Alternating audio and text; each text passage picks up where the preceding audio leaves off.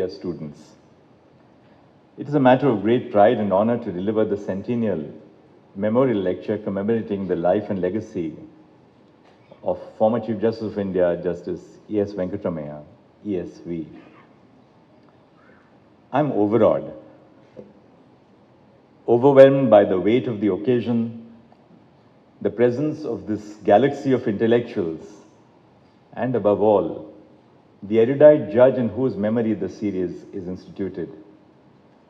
But I take this occasion also to pay my own personal tribute to the abiding friendship of Nagaratna's parents with my own. They maintained that friendship both on the bench and in the years that followed after they had ceased to be judges of the Supreme Court. Justice E.S. Venkataramiah was the 19th Chief Justice of India. He started his journey as a lawyer in Bangalore. He went on to be elevated to the bench of the Karnataka High Court and eventually found his way to the Supreme Court, in whose service he spent over a decade. Though his legal journey is nothing short of inspirational, he would often quip that he went from SCC, that is the Small Cause Court, to SC, that is the Supreme Court.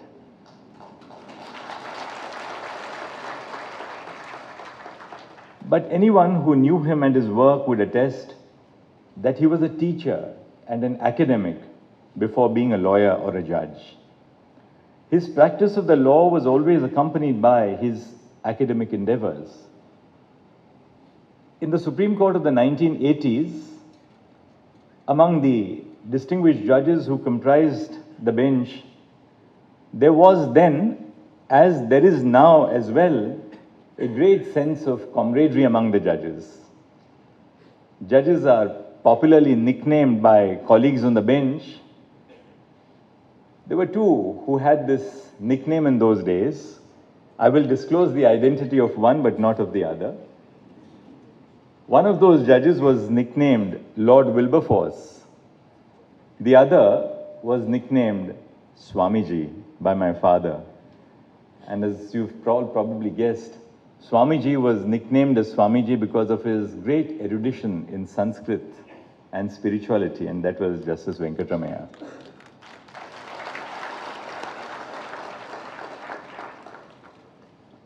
I'll leave you guessing about who Lord Wilberforce was. When I think of his academic career, I'm reminded of bookends, which is how his teaching punctuated ESV's legal practice.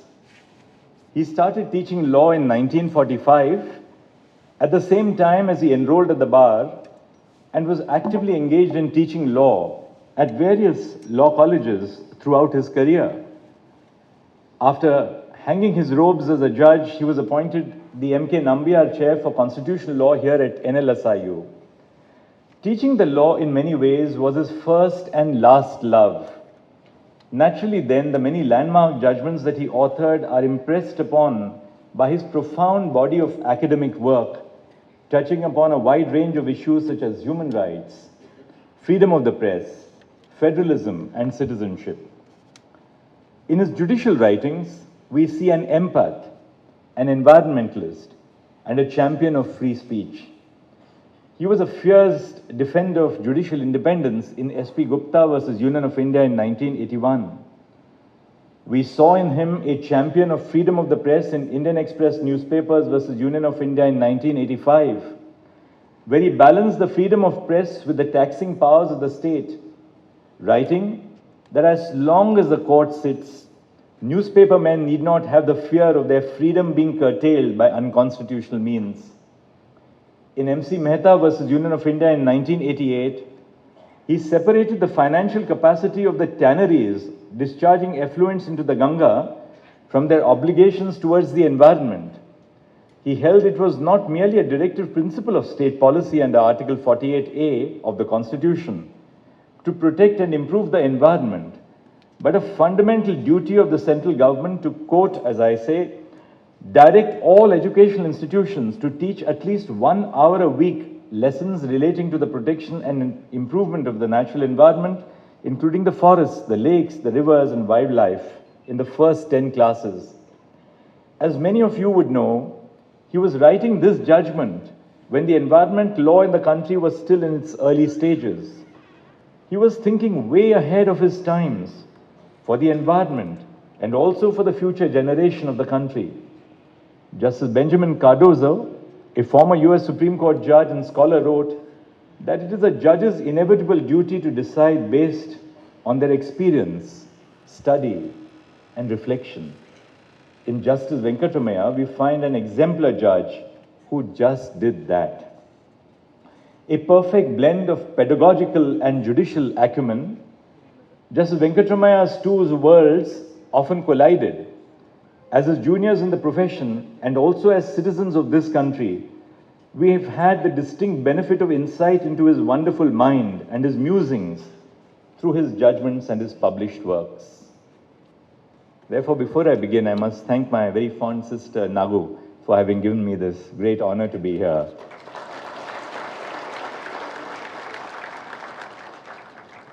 The academic in ESV would approve of a lecture in his memory. I thank Justice Nagaratna for organizing this lecture and having me. I have chosen for myself the theme of constitutional imperativeness of the state, navigating discrimination in public and private spaces. In choosing this subject, I draw inspiration from the words of Justice ESV's colleague and brother in S.P. Gupta versus Union of India, Justice P.N. Bhagwati. Underpinning the importance of an independent judiciary, he cast a wide role for the courts of a society that is, as he said, pulsating with urges of gender justice, worker justice, minorities justice, Dalit justice, and equal justice between chronic unequals. It makes one think whether, as such a pulsating society, we have succeeded in creating public and private spaces that are conducive to people across dividing lines. Whether the laws and policies we adopt further the objects of the Constitution in both these spaces alike. In creating our public offices, our lawmakers and constitution makers assumed that these offices would come to be occupied by righteous persons who would exercise their discretion wisely. That's why Dr. B.R. Ambedkar said on the last of those speeches before the adoption of the Constitution, that the Constitution will be as good as the people who operate her. The law presumes, for instance, that civil and criminal courts, which are vested with wide-ranging inherent powers, will exercise those powers to do complete justice. But what is justice? Is my version and understanding of justice the same as one of yours? Is there only one form of justice? If it is a rigid singular concept, then why do we have overturning judgments? We just overturned one just a few days ago in a combination of 7, less than 6 months after the earlier one was delivered. A person's sense of justice emerges from their conscience. A lot of factors contribute towards molding a person's sense of justice, such as the interactions of people, through reading, or in many cases just by observing. For example, my sense of justice on issues of gender evolved with my interactions with my own spouse, Kalpana, with my interactions with Justice Sujata Manohar and Justice Ranjana Desai, with whom I was sharing the bench at the Bombay High Court with Justice Ranjana Desai. Our sense of justice evolves when we are ready and willing to open our minds beyond the assumptions that the society has taught us to hold. It is only when we have an open mind are we likely to feel the need to deviate from some of these base assumptions to curate our own sense of justice. We often see this need to deviate take the form of legal amendments and overruling of previous decisions that were perfectly valid until a point of time. The law, in that sense, responds to social change as the fundamental assumptions underlying it alter over time. One such assumption is the difference between public spaces and private spaces. As a society, we ascribe certain roles to certain persons. These ascribed roles may not always be based on objective abilities or their lack, but rather on certain subjective norms. Artificial markers of ability, aside from one's skills, such as gender, class, caste, and disability, often come to define the roles we give to ourselves. For instance, purely on grounds of gender, women are often perceived as natural caregivers who must tend to the domestic needs of the family, while the men must undertake remunerative activities and form the financial axis of the household. It's so untrue. In my own personal life, I was the sole caregiver of a spouse who was battling cancer for almost a decade. Much as we have designated roles to genders, since these roles are location sensitive, we have also demarcated neatly the public space and the private space where each of these must be performed. Our laws, as we shall see in due course, have crystallized this narrative of what is public and what is private. Our laws and policies choose to treat people based on the physical location of their actions. To substantiate this point, the Indian Penal Code provides that when two or more persons, by way of a brawl in a public place, disturb the public peace, they are said to commit an offense of affray. We must note that a brawl between two people will be punishable only if its location is a public place and not otherwise. The thrust of the law, therefore, is not only the inherent merit or demerit of brawls, but on whether and where they take place. While there may be some merit to this distinction in certain situations, a holistic, constitutionally governed society must be willing to look beyond this binary of public and private. This dichotomy between what is private and what is public has formed the basis of the feminist and economic critiques of our laws and policies for several years. For freedom of expression to truly exist, it must exist in both these spaces. It cannot exist in one and not in the other. Both these spaces do not exist in neat individual spheres like that of a Venn diagram. They often overlap. The same hierarchy that pervades the private way seeps into the public and vice versa, making both spaces slightly less equitable.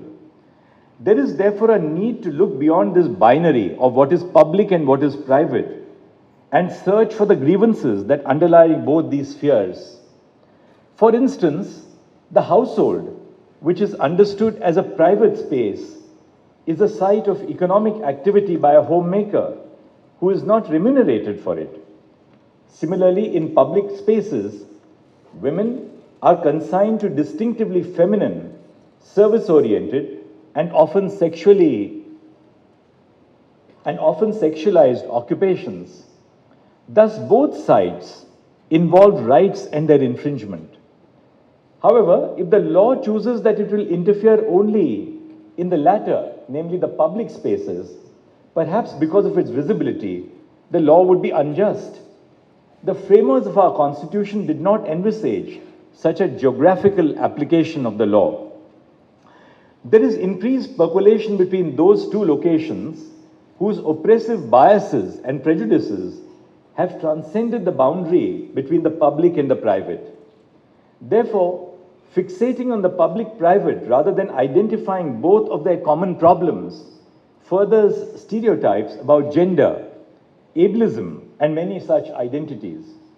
These stereotypes create a self-perpetuating loop of who belongs where and entrench the unjust outcomes of both the public and the private.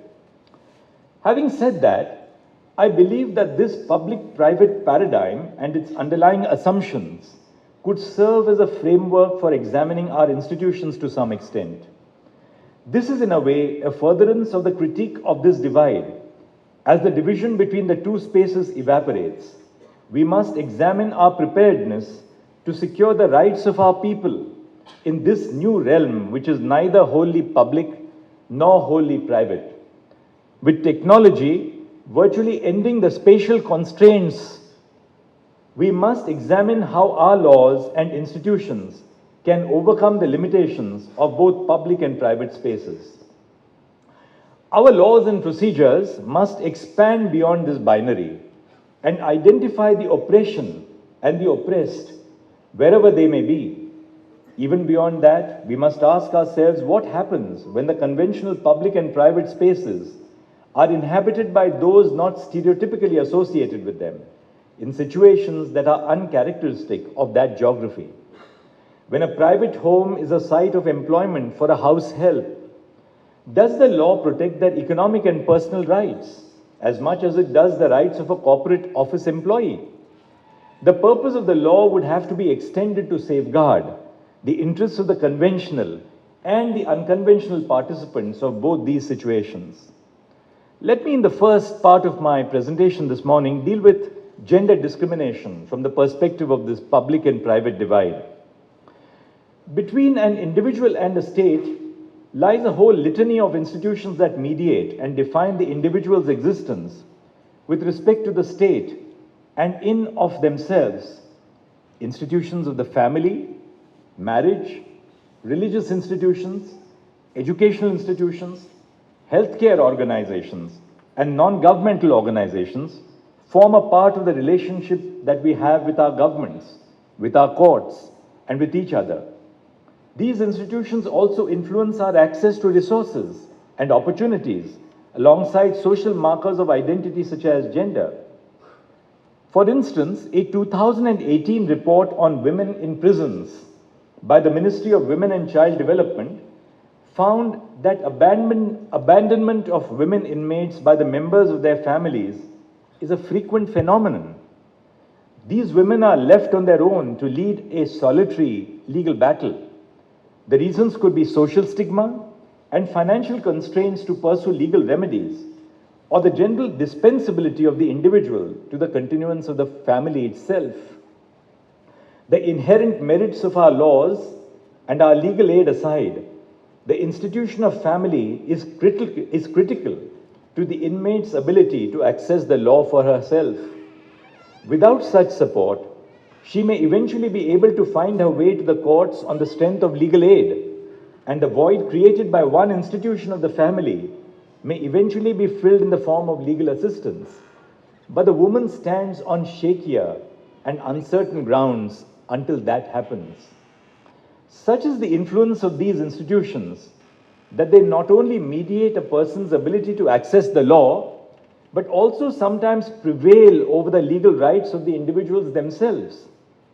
Our courts have in the past, in fact, privileged these institutions over the individual. Our courts have held that the need to preserve the institutions is greater than the need to protect the individual's rights. For instance, it was long held in the context of marriage and marriage laws and the scope of court's intervention that introducing the tenets of constitutional law in the privacy of the home or a marriage would weaken the institution of marriage itself. The sensitive sphere was considered to be an intimate sanctuary, immune from the applications of the cold principles of constitutional law. In all fairness, this tendency to insulate private lives of individuals is well founded, even if we may disagree with effects such as the ones I just mentioned. After all, privacy is but an extension of personhood and dignity. Beyond privacy, as a right, is a guarantee against the excessive intrusion of the individual's life by both state and non-state actors, against excesses of the public and private authorities. It affords an effective barrier against surveillance, against restrictions on expression. What is then the harm, I ask myself, what is then the harm in stopping law at the threshold of the household? The answer lies in the fact that the household, as much as it provides a private sanctuary to its inhabitants, is not simply by that reason an equitable space. Despite the general sense of security households offer, there is a fair chance that these spaces may become unequal and unfair to some. It is not uncommon to hear that when faced with a financial choice between the education of a male child and a female child, the family will choose in favor of the former, the male child. There are subtler versions of this inequality. The pressures a woman faces when stepping out of the household for her education, profession, or recreation do not exist for her male counterparts. If the hierarchies persist in the private space and the law looks the other way, in the name of the sanctity of the household or the sanctity of marriage, we would be failing in the promise of equal protection of law and qualifying it with a caveat based on the location of the wrongdoing. This would be a diluted understanding of what privacy entails. It is not a cloak for infringement of the rights away from the watchful eyes of the law. It is a guarantee against excesses and not against the very reach of the law and due process. Perhaps my own sagacious mother had a joke on this, which I will just share with you. There was a Marathi play at that time which was titled, Ai Retire Hote. The mother retires. And she would constantly remind us of what would happen to us if this mother in the family retired, if I retired. Hierarchies, prejudices, and stigmas travel beyond the public-private binaries. But fortunately for us, just like the problem, the solution is equally fluid. And it is in the fluidity of legal solutions and social solutions that judges exercise their craft. The gains of improving our private lives will reflect in our public life as well. As we began to recognize that these private structures are not constitutional vacuums, and injustices in private spaces are also indeed what they are, unjust, we were able to better assess their role in society. This did not happen overnight. The dissolution of the barrier between the public and private lives of women is what led to this change. Very recently, in Deepika Singh versus Central Administrative Tribunal, the denial of maternity leave based on a woman's previous marriage circumstances was challenged. This woman was denied maternity leave on the ground that her husband from a prior marriage, which had ended in the death of the first wife, had 2 biological children, and she was, though the biological mother for the first time, as between her and the husband, she had 3 children, and therefore she was denied maternity leave. Interpreting Section 3C of the Maternity Benefit Act of 1961 and correlating the definition of delivery with it, a bench of the Supreme Court of which I was a part held that the Act aimed at securing women's right to pregnancy, maternity leave, and affording reasonable flexibility to live both as a mother and as a worker. It then took up the challenge to Rule 43 of the Central Civil Services Leave Rules of 1972. The judgment clarified that the distinction between childcare and maternity leave, ensuring civil servants have access to both, by rejecting stereotypical ideas of what a family is, the court embraced inclusivity for diverse family structures. This decision reflected the evolving societal norms and the need to reimagine family concepts beyond conventional nuclear models. In Kriti versus Oriental Insurance, the Supreme Court held that in deciding the compensation for the loss of life in a motor vehicle accident, we have to account for the value of a homemaker's labor within the household. The fact that such labor is not economically measured by our society could not be perpetuated and furthered by the court's refusal to interfere. The basis of the public-private divide and the perception that courts and laws apply differently to both spaces is inaccurate. The aged notion that what men do is public, what women do is private, has no application in societies governed by constitutions. We have come to realize that these spaces cannot be appropriated by a particular class of people at the cost of the rest. The public places and public spaces are for everyone who wants to access them and cannot be made prohibitively difficult to reach for some. Public spaces are more than mere containers of social action. Public space is defined not by its use for the public alone. They are spaces that structure the very nature of our discourse. It is, of course, unfortunate if our public spaces in their actual form do not represent the diversity of our country. But what is more concerning for us as sentient beings is the loss of discourse in our society today. How do we incorporate changes that make our institutions more inclusive without hearing the voices of the people whose representation we are talking about? Without such a discourse, our policies would only have the benefit of the observed experiences of a select few rather than the benefit of the lived experiences of our people. We cannot, despite our best intentions, walk in their shoes. We can merely pave the way for their effective participation in decision-making. We need spaces of representation for representation to truly happen. This principle applies to public spaces just as much as it does to the private sphere. Public spaces and public lives, as Hannah Arendt puts it, represent certain values. It is in these realms that men can be truly free, she said. Public spaces to Arendt represent spaces that were premised on a certain equality of peers, where individuals purposely came together in their efforts towards improving the lives of people and consolidated the efforts against tyranny. The public space was thus the avenue of realization of personal and social goals. A democratic society, its laws, and its institutions are supposed to enable exactly this kind of congregation of minds for better social outcomes. Our Constitution is a testament to what deliberations can offer. For that, in turn, our institutions must facilitate this plurality. The challenges faced by women and other disadvantaged groups transcend mere ideas of visibility, weaving a complex tapestry within the public sphere. The glass ceiling, an elusive yet formidable barrier, encapsulates these challenges, impeding the progression of capable women in both professional and personal spheres. It obstructs the upward mobility of talented women, demanding a nuanced understanding to navigate a path towards dismantling these barriers. India's first female physician, Rukmabai, was a woman who bravely challenged societal norms and patriarchal constraints in the late 19th century, such as the practice of child marriages.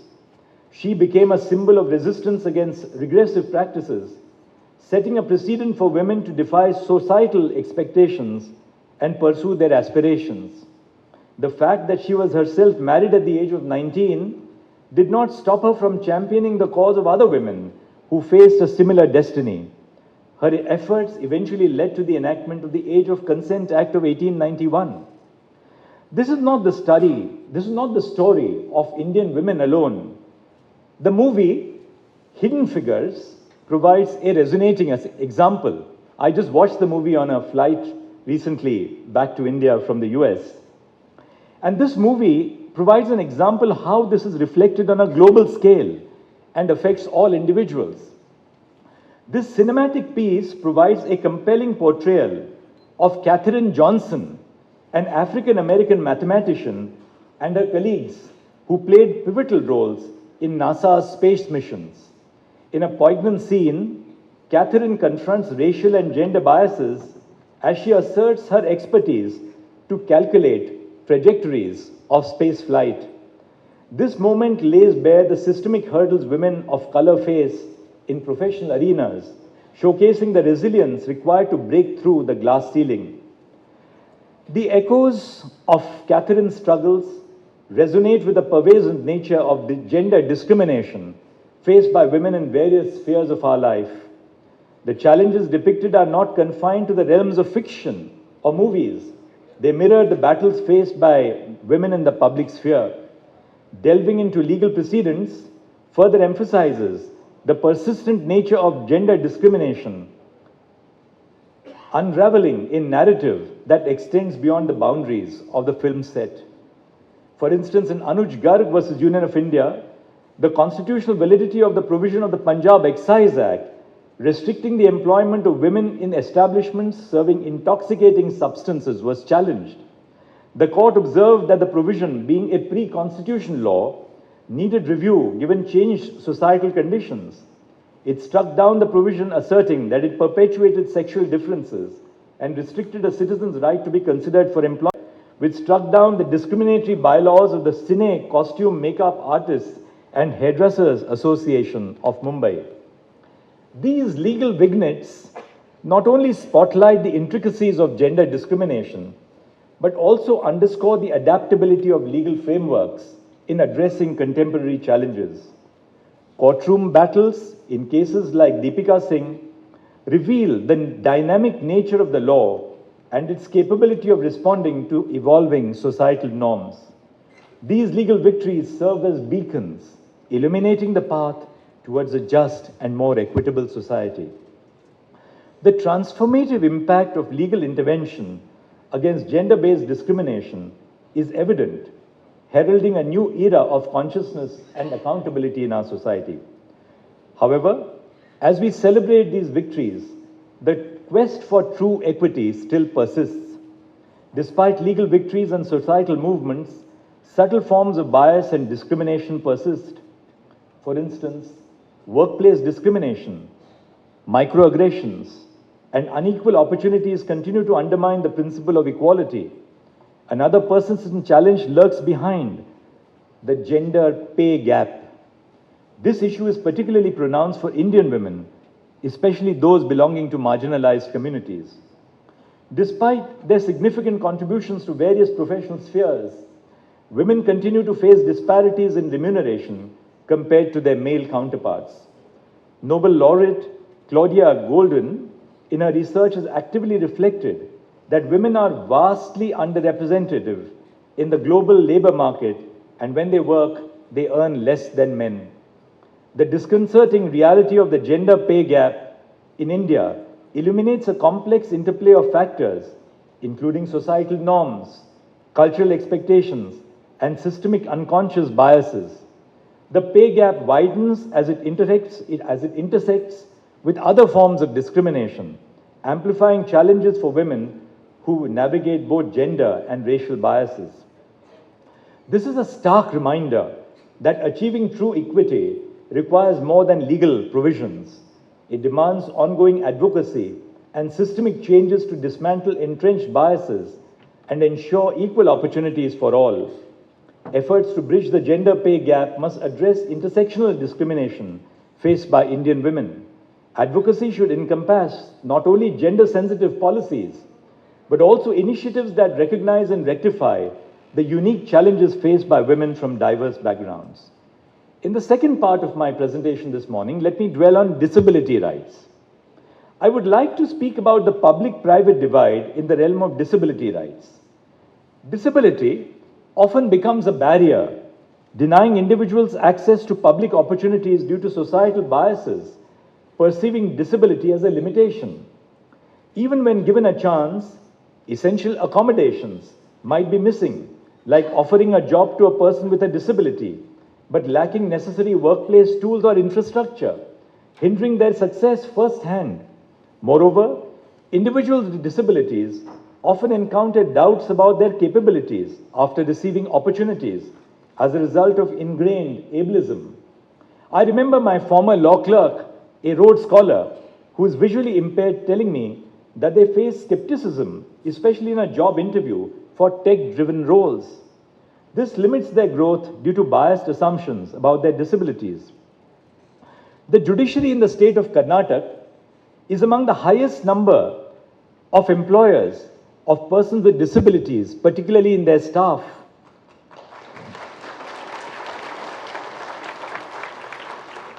As part of the E-Committee, training to equip these members who are differently abled with ICT tools has opened up a whole new universe for them. This can also be exemplified through the Oscar-winning film Rain Man in 1988. In the film, the main protagonist, Raymond, who has autism and Savant syndrome, faces skepticism rooted in ableism regarding his task abilities. This is akin to real-life scenarios where skills of individuals with disabilities are doubted despite meeting requirements, perpetuating exclusionary biases. The ratification of the Convention on the Rights of Persons with Disabilities in 2007 signaled a paradigm shift, aligning India with the social model of disability and human rights. This global commitment to inclusivity has had a profound impact on subsequent legal interpretations and intervention. The legislative journey is a narrative of progress from a charity-centric mindset to the acknowledgement of rights as inherent in every person.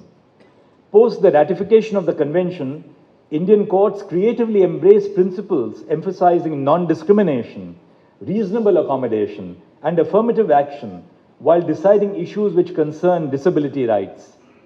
In Jija Ghosh versus the Union of India in 2016, the Supreme Court strongly condemned discrimination against Jija Ghosh, who was deboarded by an airline due to her disability, awarding damages and highlighting the impact of social barriers on disabled lives. In Vikash Kumar versus Union Public Service Commission in 2021, our court observed that individuals with writer's cramp or dysgraphia, not recognized as a benchmark disability in the Rights of Persons with Disabilities Act, are entitled to a scribe in a civil services examination. This decision underscores the principle of reasonable accommodation under the RPWD Act, emphasizing the positive obligation of state and private entities to provide support for full participation. It marks a significant shift from a medical to a human rights model of disability, aligning with the Convention. This has been showcased in recent judgments, such as Ravindra Kumar Dhariwal versus Union of India, which is of 2022.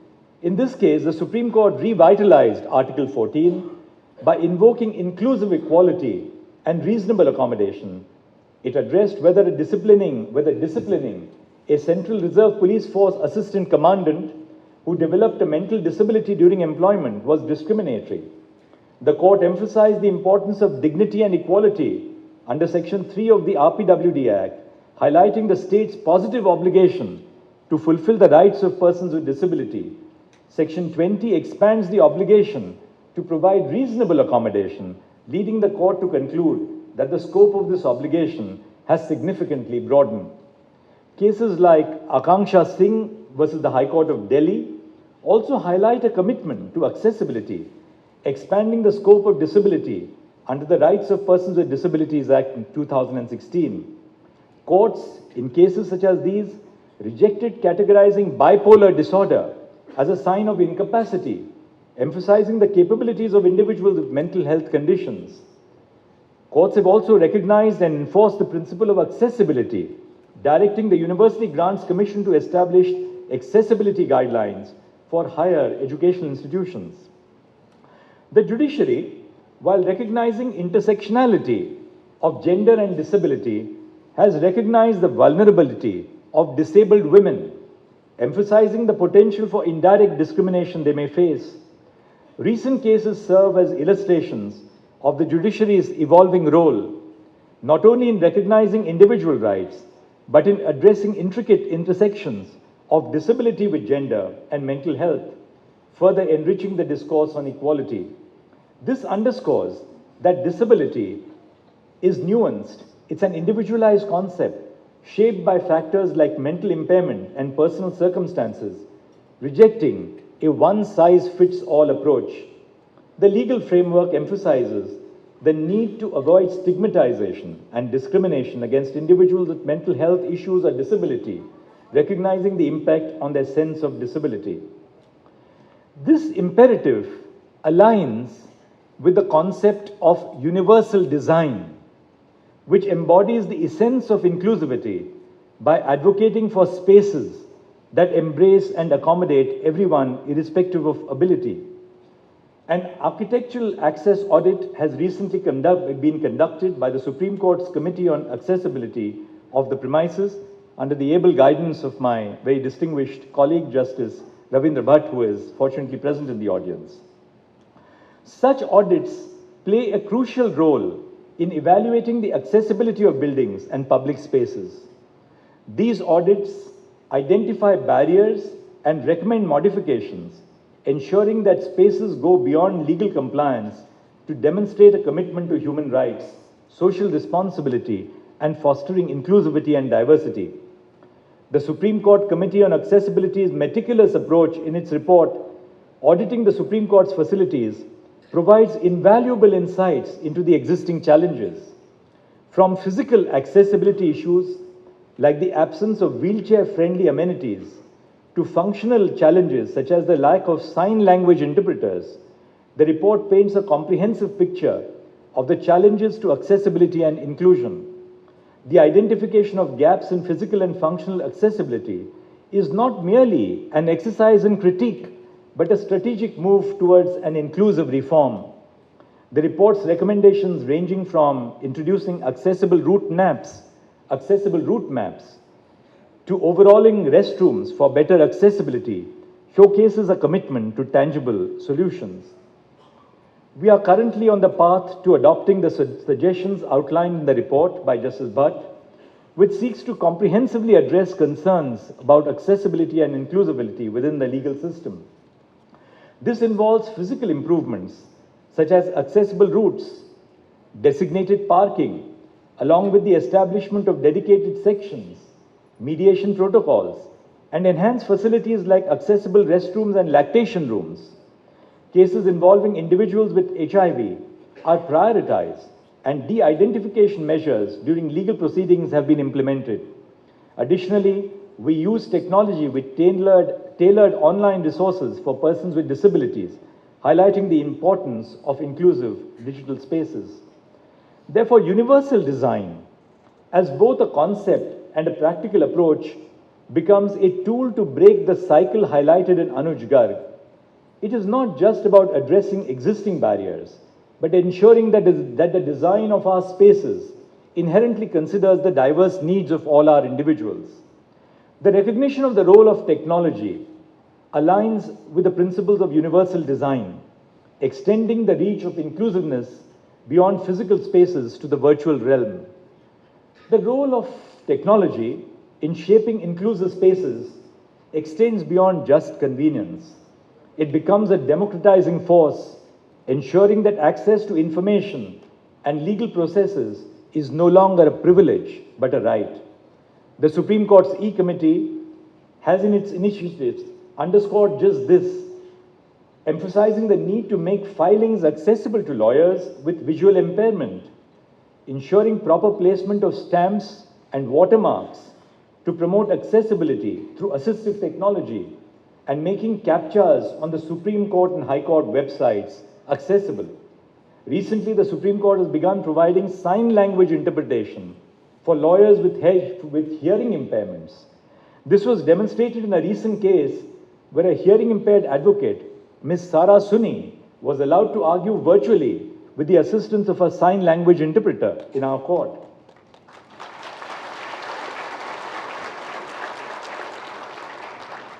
As we navigate through these legal landscapes and policy considerations, the concept of crypt theory emerges as a revolutionary force.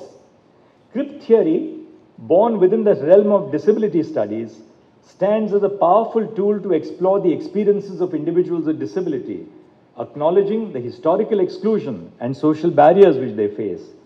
Developed at the intersection of gender and sexuality, crypt theory forms an integral part of critical disability studies. Crypt time, a profound aspect of this theory, challenges societal assumptions about time, energy, and resources, shedding light on pervasive able-bodied perspectives. By highlighting the unique needs of individuals with disabilities, crypt theory prompts a re-evaluation of our understanding of tasks, accommodations, and expectations in both life and work. Originating from Alison Kafer's work in feminist, queer, crypt, this theory delves into queer temporal theory, encouraging exploration of intricate connections between time, marginalization, and visibility. It challenges the conventional understanding of time and urges consideration of how individuals with disabilities navigate temporal aspects of their lives, acknowledging their diverse temporal experiences. For instance, this theory goes beyond the notion of just accommodation. It calls for an active valuation and integration of unique perspectives. For example, a school implementing crib theory might emphasize not only providing ramps for wheelchair access, but also fostering an inclusive curriculum that represents diverse perspectives, experiences, and contributions of individuals with disability. So this goes beyond meeting basic accessibility standards. It actively values and integrates the unique viewpoints of students with disabilities, creating a more enriching educational environment for everyone who is involved. In the last part of my presentation this morning, let me deal with private discrimination, which is perhaps a little more controversial. I will explore the complex terrain of equality and justice, where we find ourselves confronting a formidable obstacle, the domain of private discrimination. This dimension, often concealed within the folds of societal interactions and private arrangements, demands our attention as we unravel the layers of inequality embedded within our society. I would like to begin by dissecting the jurisprudential origins of anti-discrimination law in India. A crucial dichotomy surfaces: formal equality and substantive equality. Article 14 and Article 15 of our Constitution birth these perspectives. Legal equality, grounded in the equal application of the law, encounters its counterpart, substantive equality, which delves into nuanced characteristics of groups, acknowledging the potential for indirect discrimination. While legal equality ensures uniformity in application, substantive equality recognizes the need to accommodate differences within the application of the law. Articles 15(2) and 17 of the Constitution directly address discrimination by entities beyond the state. Article 15(2) prohibits disabilities, restrictions, or conditions for citizens concerning access to places like shops, hotels, wells, and places of public resort. Article 17 abolishes untouchability, providing a constitutional shield against certain forms of private discrimination. However, these provisions, though crucial in themselves, are confined to specific places and practices, illustrating the constitutional recognition of the need to combat private discrimination. The oversight in recognizing indirect discrimination as a form of injustice, coupled with the absence of proactive measures to address it, reflects fundamental assumptions about the nature of the right against discrimination. Transforming this paradigm necessitates a thorough examination of how laws impact the opportunities, freedoms, and dignity of diverse societal groups. Drafting rules around indirect discrimination demands a nuanced exploration by the judiciary into differentiating it from direct discrimination, delving into the intricacies of both intention and effect.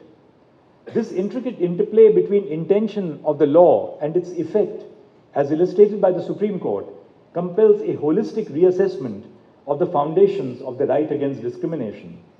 I would like to ground this theoretical exploration briefly made by me in the harsh reality of housing discrimination, drawing attention to a glaring example from the Vattavada Panchayat in Kerala.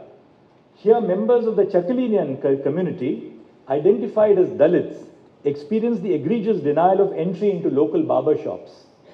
The discrimination faced by Dalits extended beyond barber shops and encompassed access to water, a poignant reflection of societal bias. Dr. Babasaheb Bhimrao Ambedkar's insight into the social and cultural implications of water was profound. He keenly recognized the intersection of water with caste dynamics, acknowledging its role in perpetuating complex hierarchies. Water was not merely a source of sustenance, but a deeply contested entity entangled with caste-based exclusion. This manifested through denying Dalits access to water sources, monopolizing control over water bodies by upper castes, embedding caste biases in cultural and religious contexts related to water, silencing Dalit narratives and wisdom on water, and relegating discussions on caste and water as peripheral. For Dalits, water was not just life-giving, it became a symbol of anguish and segregation. The Mahad Satyagraha, became a focal point for social change based on the quest of access to water. To further grasp the pervasive nature of private discrimination, consider the plight of individuals facing bias in employment based on their sexuality.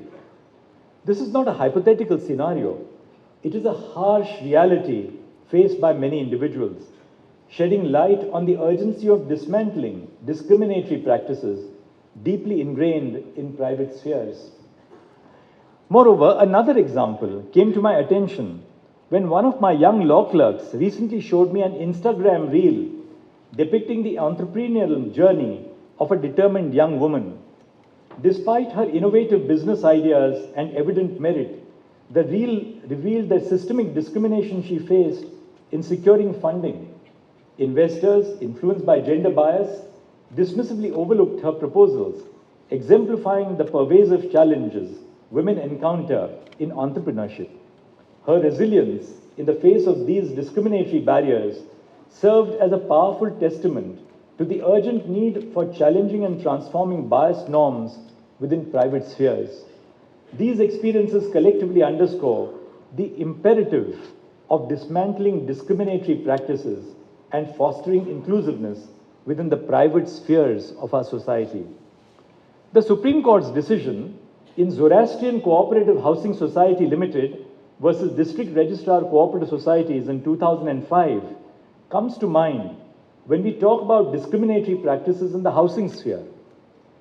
In this case, a Parsi Zoroastrian Cooperative Housing Society, guided by bylaws that explicitly restricted non-Parsis from becoming members, came under legal scrutiny.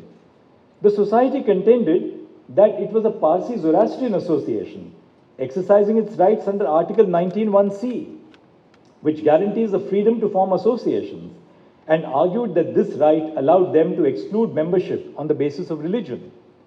The court, accepting the argument, construed the issue as to whether cooperative societies, essentially being associations, could legitimately discriminate between citizens.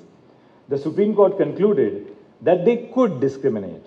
This judicial stance raises profound and intricate questions about the delicate balance between individual freedom and the imperative of combating discriminatory practices within private entities. There is a sting in the tail to this judgment.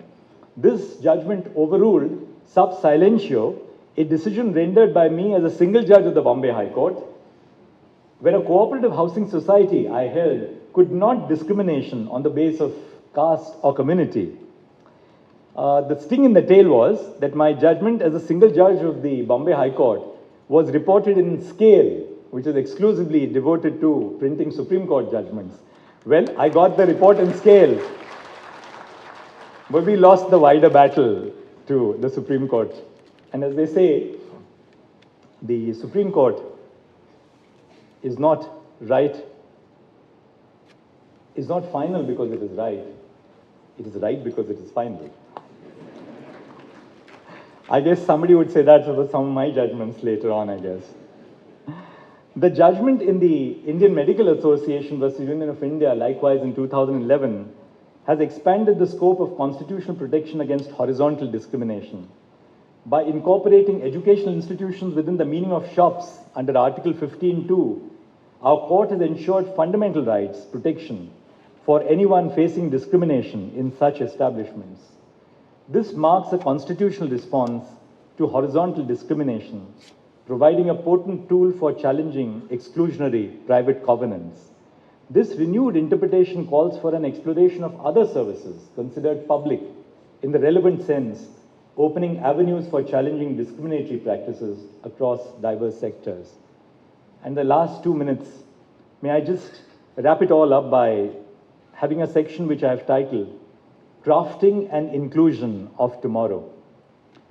As seen through the examples which I have reiterated in the course of my presentation, courts have recognized that a seemingly neutral law might be a tool of oppression for a particular group. To truly achieve substantive equality, the impact of its provisions must be understood in the context of social realities. Overcoming socially ascribed roles necessitates transcending artificial public-private dichotomies. Addressing power imbalances wherever they thrive becomes an imperative of our time. Our laws are powerful tools in opening up our public spaces as well as curbing private discrimination. Equally important, if not more, are the mechanisms that mediate access to law. A simple requirement that seems to be neutral, such as that the cause lists that all the courts across the country publish may exclude certain persons from accessing the law itself. Simple requirements like these highlight that discrimination is still embedded within the processes of our system. If a person with visual impairment is unable to access the cause list or is having to spend more effort and time than anyone else to peruse the contents of the cause list, the promise of equal law and equal protection of laws loses some heft to them.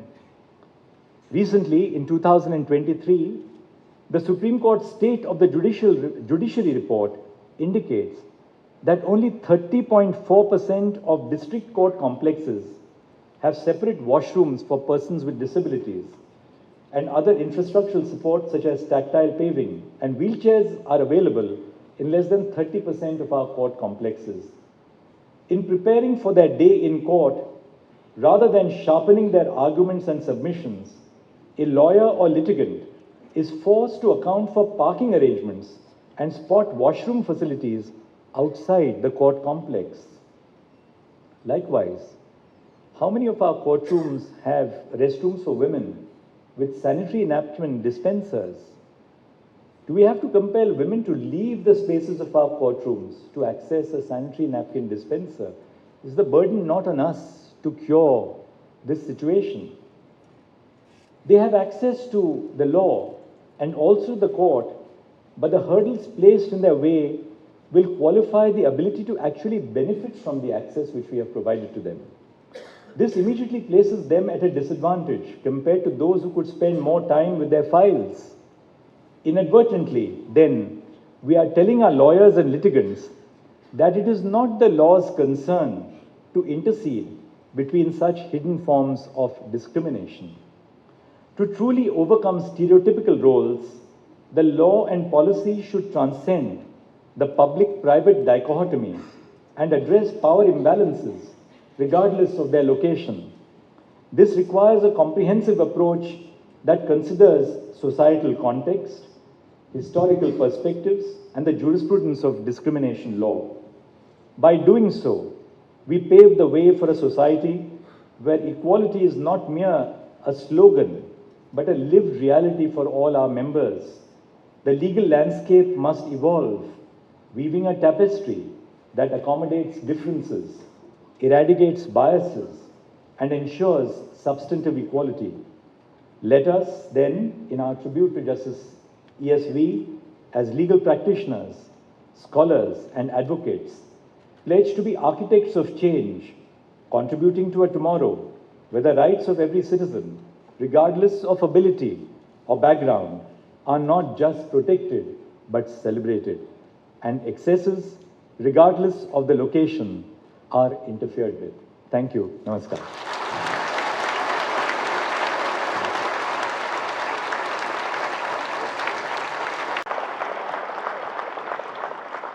Thanks, everyone. We thank the Honorable Chief Justice of India for his erudite and insightful lecture on the constitutional imperatives of the state, locating it in the context of discriminations in the public and private spheres, and highlighting the overlaps and tensions between the two spheres.